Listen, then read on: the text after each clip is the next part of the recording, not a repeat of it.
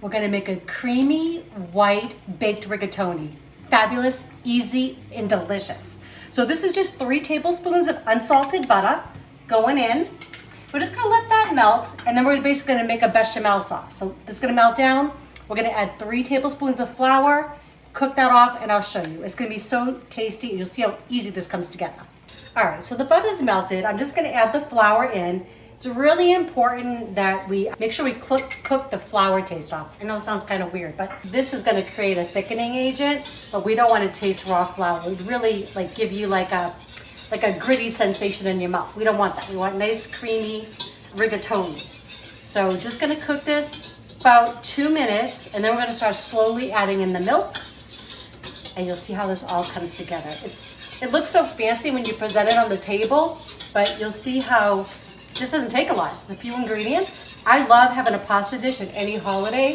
I think it's just the Italian American in me, right? We just like to have a little pasta. So this would be great on your Christmas table, Easter table, Thanksgiving, any of those. All right, so I'm just gonna start slowly adding the milk in. And we're just gonna make sure we get out, we don't want any lumps in here.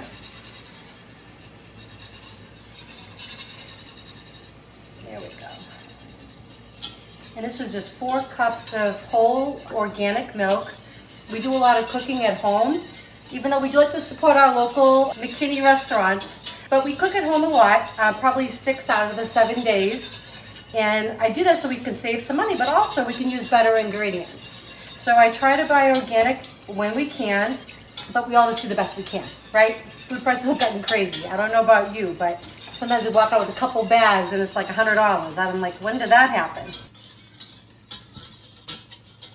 As you get the lumps out, you can kind of pour it all in a little bit faster. Get the rest in there. I'm gonna keep stirring. I'm gonna have this cook about 5 to 6 minutes. Again, I want this to come to a low boil. You want to cook that flour out. It's just going to give you a nice silky texture. I'm going to drop the rigatoni in a minute. I'm going to put some salt in there, at least a tablespoon or so. And then the rigatoni is only going to cook for 5 minutes because it's going to continue to cook in the oven. Okay, so the milk is starting to bubble. This is good, but be very careful. This is something that you don't want to walk away from unless you want to redecorate your kitchen.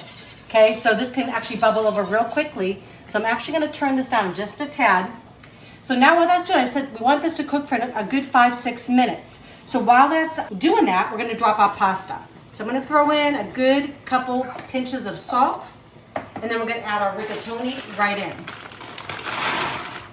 Okay, that's 1 pound of dried rigatoni, and I'm just going to give it a little stir with my spider here. Okay, while that's doing that, I'm gonna add, this is 1 bay leaf, 1 pinch of nutmeg, pinch of salt, and a pinch of ground black pepper. Traditionally, they'll use a white pepper in here. Honestly, I just don't have any. The white just so you don't see the black specks in there, but that doesn't bother me.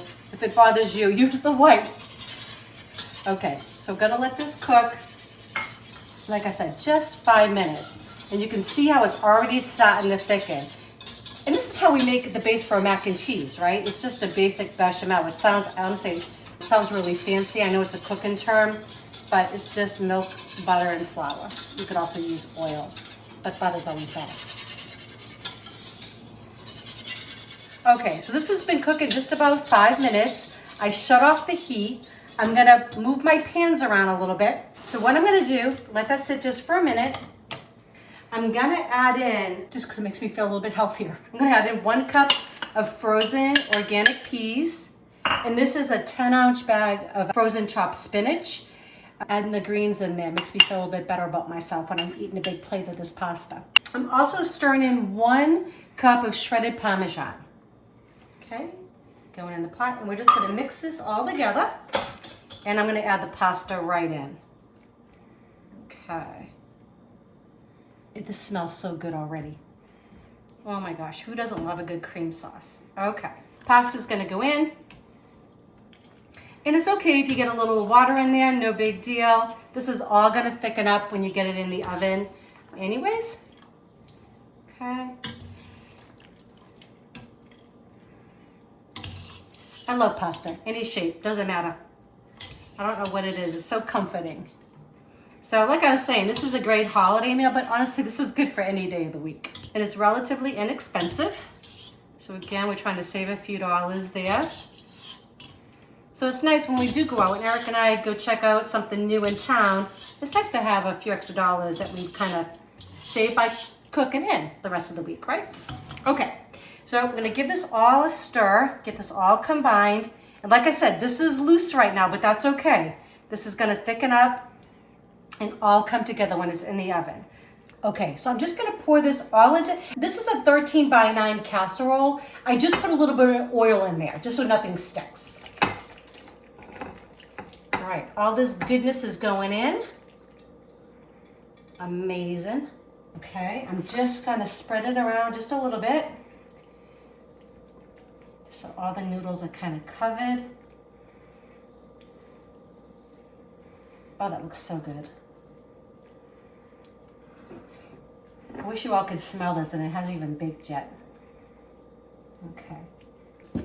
All right, and I'm gonna finish this with a little bit more cheese on top, because why not? A little bit of Parmesan right over the top. Whoop, there's that bay leaf. See ya. Nobody wants to eat that. One of my friends told me, I don't remember who, but I guess whoever got the bay leaf ended up doing the dishes. Who wants that? This is ready. I got the oven set at 425. It goes in uncovered, and it's gonna take 25 to 30 minutes, so it's nice and bubbly and brown.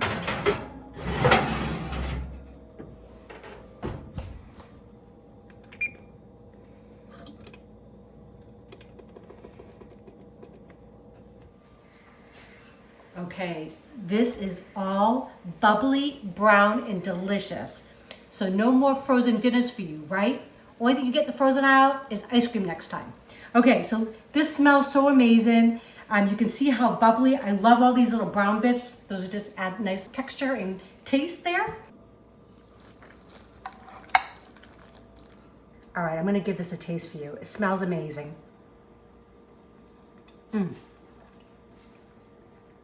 It's super creamy. Get the spinach in there, delicious. Nutty flavor from the Parmesan.